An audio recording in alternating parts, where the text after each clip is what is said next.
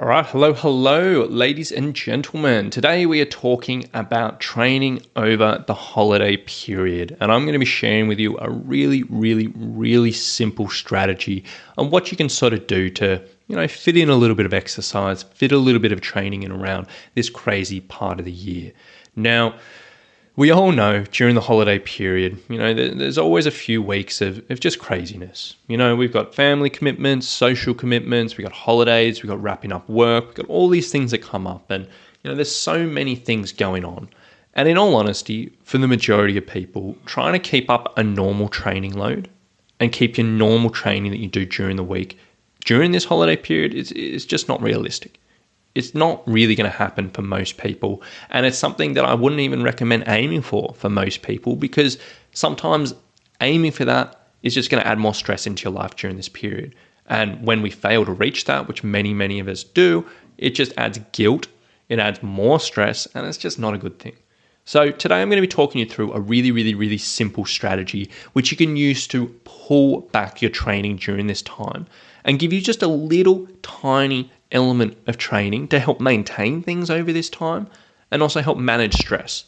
So this isn't designed to help improve your fitness, improve your strength or anything like that, but we're really looking at maintaining things and managing stress in the simplest way possible.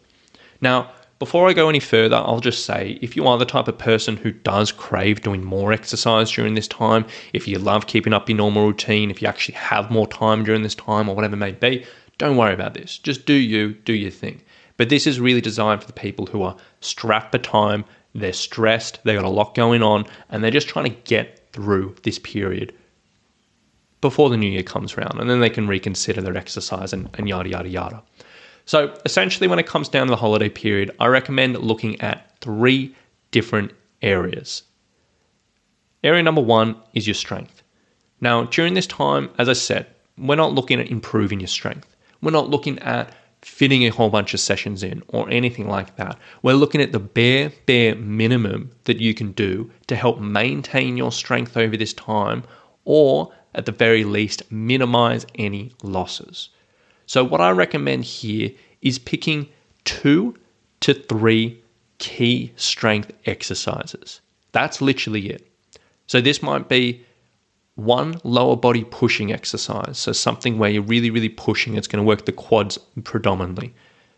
So that might be something like a step down or a split squat or a lunge or a squat or whatever it may be. 1 key exercise in that area. Then 1 key exercise of a lower body pulling movement. So that might be a single leg deadlift, that might be a glute bridge or a hip thrust or a normal deadlift or whatever it may be. And then if you want to do a third one upper body exercise. So maybe a push-up or a row or a pull-up or whatever it may be.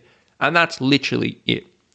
And then you're going to set yourself the target of either doing 1 set every single day of each of these exercises. So that'll literally take you 3 minutes a day, or 3 sets of each of these exercises 2 to 3 times a week. And that's it. That is literally all you're aiming for on your strength stuff. Either 1 set every single day or 3 sets 2 to 3 times a week. Set that as your goal. Set that as your target and say, look, I don't care about fitting everything in, but this is what I'm going to stick to. This is what I'm going to dedicate myself to, and I'm going to make this happen. If you can fit in that bare minimum of strength, that's going to go such a long way to maintaining your strength over this period, as opposed to doing absolutely nothing. So pick that 2 to 3 exercises, choose where you want to fit it in, and I think that can be very effective. Now, the second area of your training, you want to have a look at your sort of cardio training. So during this time, again, it may not be realistic that you're getting out doing cardio sessions every day, or that you're getting out doing loads of hiking. That might not be realistic or whatever it may be. And again, that's not what we're going to be aiming for here. But essentially what I recommend for this period is sit down and list out all the different types of exercise or cardiovascular exercise that you may realistically be able to do. And this doesn't have to be a huge workout or anything, but anything that's keeping you moving. And if possible, list out ones that can be a social thing as well. So you can go out with friends or family and link 2 things together. So if you're in a summer environment, if you're over my side of the world, it might be a case of I can go out walking, have a coffee with someone. It might be a case of I can go for a kayak with a friend, or I go for a paddleboard, or have a swim, or have a quick walk in the hike, or whatever it may be. List that out. If you're in a winter environment, it may not be so much, you have access to those, but it might be a case of, okay, I can go for a walk, I can go for a snowshoe, I can go for a ski, I can do a little, quick little workout at home. I can go to the gym and have a stroll, or whatever it may be. But list out a whole bunch of different options, whatever you have access to, and list them all out. And then set yourself the target of just trying to fit 1 to 2 of these in each week over the holiday period. And that's it. Doesn't have to be long. It could be 15, 20, 30 minutes, or whatever it may be. But just try to fit in 1 to 2 of these. If you do this right, and if you choose things that are really accessible for you, and ideally, as I said, that can be turned into a social occasion as well, this can be a really simple thing just to keep you moving forward. Again, it's not going to improve your fitness, but it's going to keep your momentum, keep you feeling good, help manage your stress, and it can be very, very effective. And then the final thing that I'd recommend in regards to your training over the holiday period is simply choosing one relaxing thing that you can fall back on to help you chill out, de-stress, or whatever it may be.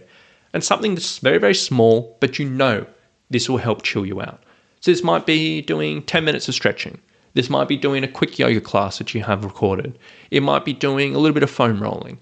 It might be doing a little bit of deep breathing, or a mindful walk, or even coloring in a book, or journaling, or whatever it may be.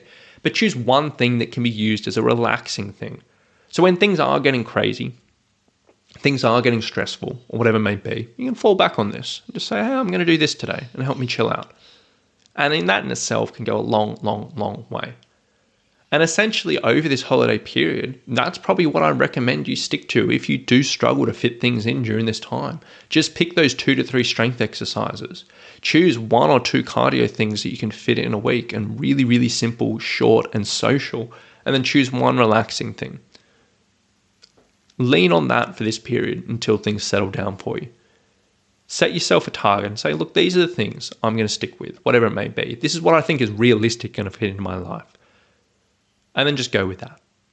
And personally, I think that's a really, really good approach during this time. And I think it can be very, very effective for a lot of people. So if you do struggle fitting in training during this time, if you do struggle managing energy, managing stress, or whatever it may be, I think it's very well worth giving it a go. So I hope you've enjoyed this episode today, guys. I hope you got a little bit out of it. Hope it gives you a few ideas, and hopefully it maybe sets a few people up for this holiday period. Now, this is actually going to be the last episode of the year. I'm going to be clocking off for a little while, heading up north, going to be out in the country, not great reception, just chilling out, having a good time with my feet up and all of that. So this is probably going to be the last time you hear my voice on this podcast for this year. We're going to be back in action from the first New Year's Day, coming in hot, and we're going to be bringing in plenty more content for 2022.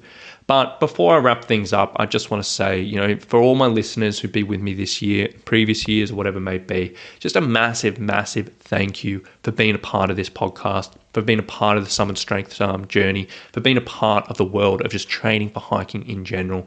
I love being able to talk about these subjects every single week, through this podcast, through my other bits of content. I love that people are out there who share this passion, share this interest. I love that people are putting this stuff into action and helping them on their adventures. And I just love being able to do this podcast. So for all my listeners, I just want to say a massive, massive thank you for a huge 2021. It's been an up and down year. We've all gone through some chaos, but I really, really appreciate that you've been enjoying this podcast and allowing me to keep on chatting away about things that I absolutely love. So thank you so much for 2021. Thank you so much for listening today. I hope you all have a lovely, lovely, lovely end of the year. Hope everything goes smoothly for you. Hope lots of people get out on some great trails. And I will talk to you at the start of 2022. So all the best. Happy New Year. Happy holidays. Merry Christmas. All that jazz. And we'll talk to you very soon. Bye.